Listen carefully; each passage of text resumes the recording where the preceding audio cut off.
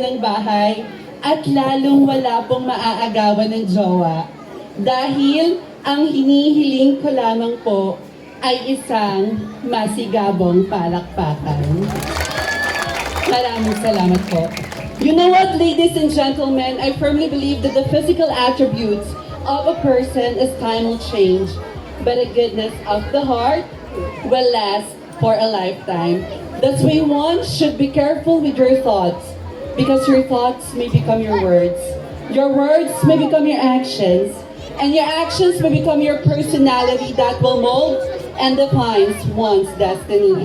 Call me Yunil Taraina Cebucha, a 22-year-old stunner, all the way last from the Tiger City of the Philippines, Mandaluyong City. And yes, I graduated as magna cum laude at the National University of Manila, who took a Bachelor of Arts in English Language Studies. But for tonight, allow me to introduce myself as one of the game changers, one of the catalysts of change. Indeed, pen is mightier than sword. I am a journalist by profession and a beauty queen by passion. But for tonight, since this is a pageant, allow me to stand by the name of your one and only. Minsan na rin po akong napanood sa telepantasering Encantadia bilang si Sangre Lira at ang babaeng nagpatibok sa pihikang puso ni Mr. Paul Salas. Sabay-sabay po nating palakpakan Miss Mikey Quintos. Mikey Quintos ay nagsasabing, in this world full of choices, always choose yourself. Judges, the national costume that I'm wearing for tonight is proud to represent the Basketry Festival of the Philippines from the province of Bohol. But this costume is not just an ornament, but this is an instrument to amplify the call for better opportunities for our agricultural laborers or magsasaka, and to definitely ask, nasa na po ang ipinangako 20 pesos na bigas? Thank you and enjoy the rest of the night.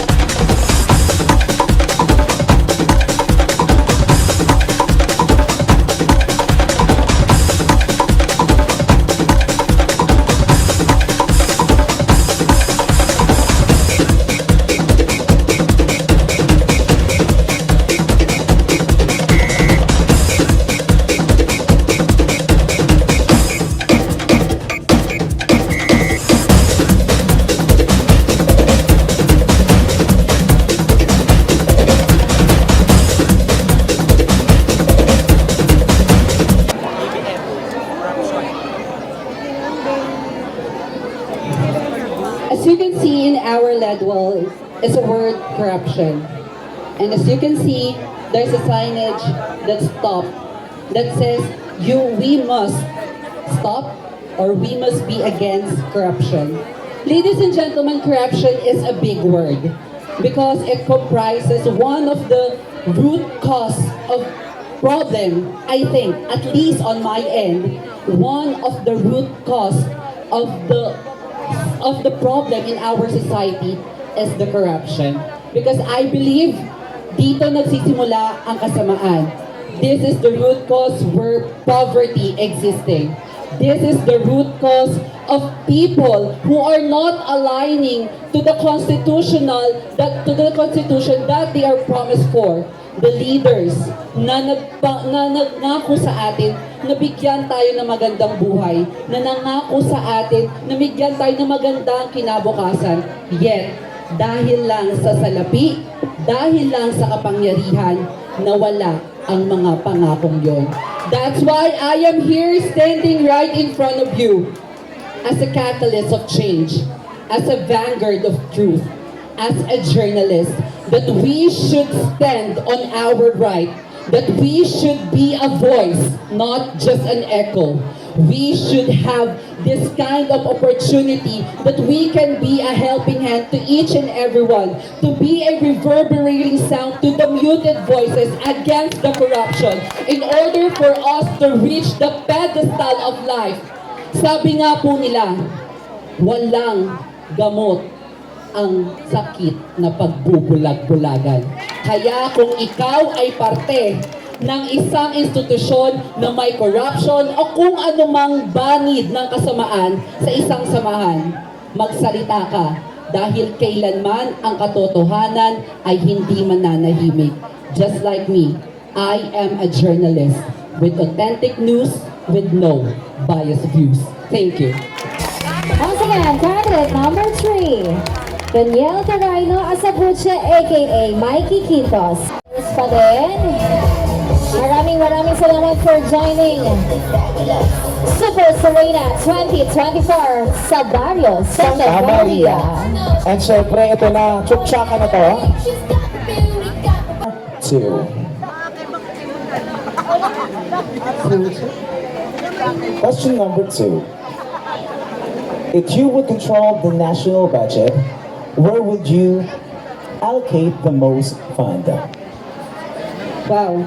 That was very a relevant question to our society today because we are living here on earth not just for ourselves but also for the humanity, or what we call the concept of utilitarianism. Now the question is, if I would control the national budget, where would I allocate the most fund? I believe in what Nelson Mandela once said, that education is the most powerful weapon that you can use to change the world. And as what the Sustainable Development Goals number 4 said about quality education, I believe the most fund in our national budget should be in the Department of Education, where our children will have a better future through education. But I want to emphasize that particular fund should not be limited in the schools, because there are people in the most of our cities, in the most of our society, that they want to have an education, yet they are deprived of opportunities. Gusto nilang mag-aral, pero di sila nabibigyan ng pagkakataong mag-aral because they do not have the resources. They do not have the resources, they do not have the schools, they do not have the school supplies, they do not have the facilities. So that's why I want to give the most fund to the slums, to the people, to the children who are in the most of our society. Yung mga nasa kabundukan, kung saan mabibigyan sila ng pagkakataong mag-aral, mabibigyan sila ng pagkakataong ibigay ang kanilang pagkakataon upang patunayan na sila ay may ambag dito sa lipunan. As I believe that education will always bridge the gap between the rich and the poor. That is our very solution in order for us to fight poverty, to fight malnutrition. If we have a people, if we have a youth that is educated enough for a better future. This has been my simple yet profound answer to the given question. And if it is against to everyone, then so be it. But I will never ever bet my understanding of what is true, right, and acceptable. Thank you.